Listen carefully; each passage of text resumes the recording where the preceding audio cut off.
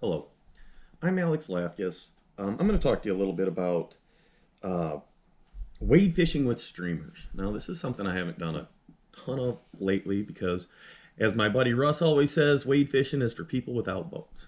That's true 90% of the time, but there's some rivers that it's going to do you a little bit better to wade. A lot of your smaller rivers are going to be, but let's just kind of generally talk about technique and kind of lines and what you're looking for when you go to a river. So, most of my experience wade fishing with streamers is going to be medium-sized rivers. We've got some that are slow and deep and sandy, and some that are shallow and fast. A lot of the shallower, fast rivers I've always done better with just a floating line and a weighted fly. Use maybe a 7 foot lead or something that'll get it down, but I didn't really have many deep holes and I had a lot of pace. So the bigger thing was more about hitting structure, getting it down next to it, and fishing a little bit deeper. That tends to be how the Asable, the upper Asable especially, fishes. A little more pace, a little bit of gradient. So I like the floating line with a weighted fly. Just able to do a little bit more with it. As far as a floating line, I never got into the aggressive, fast, heavy front tapered lines. I actually just liked an old 6 weight floating line or something along those lines. Thin diameter, you're just shooting it and smacking it. If you need it to sink, it will. An old floating line, of course, is core's soaked through, so it'll sink. And you can just trash it and not care. If you fish it all winter and beat it up and it's cracked, well, who cares? Doesn't matter. That was a garbage line anyway. So I use those a lot. And there's some, what I like to do in that situation, fishing that shallow or fast water, is I always approach it like I'm in a boat. I'm casting quick and kind of moving. I'm hitting the shallower spots with a cast or two.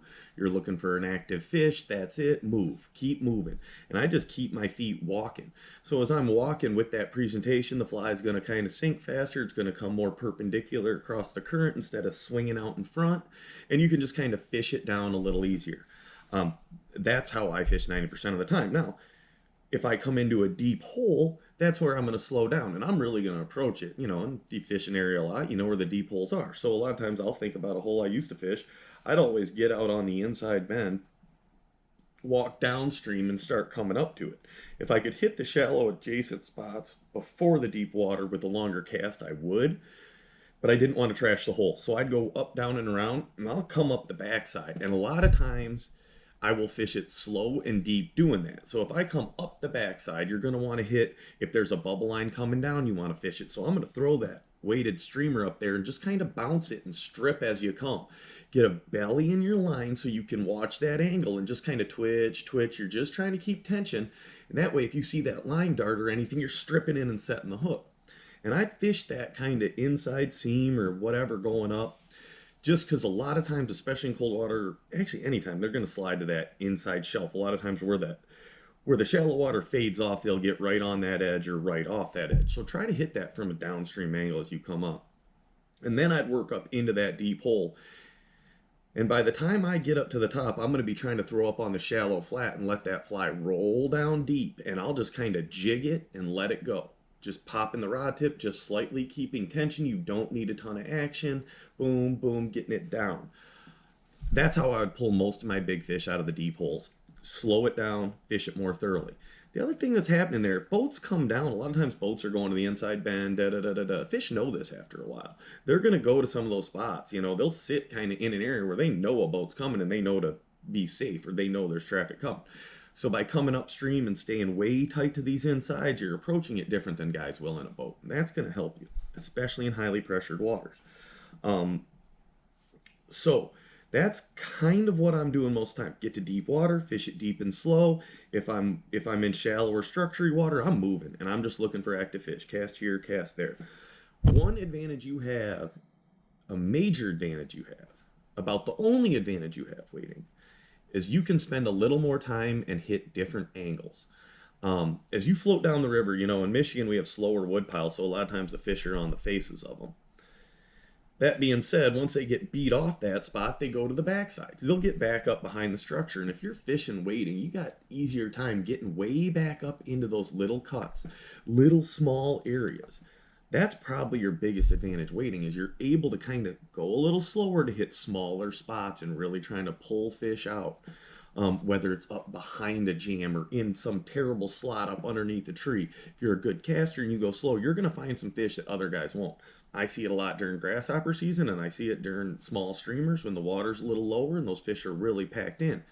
Look, if you're a better caster and better fisherman, you will see nicer fish. That's just the bottom line. You know, I go down to the Pier Marquette, say, in the summer, and I look for the smallest pockets and little casts I can make, whether it's a streamer or anything else.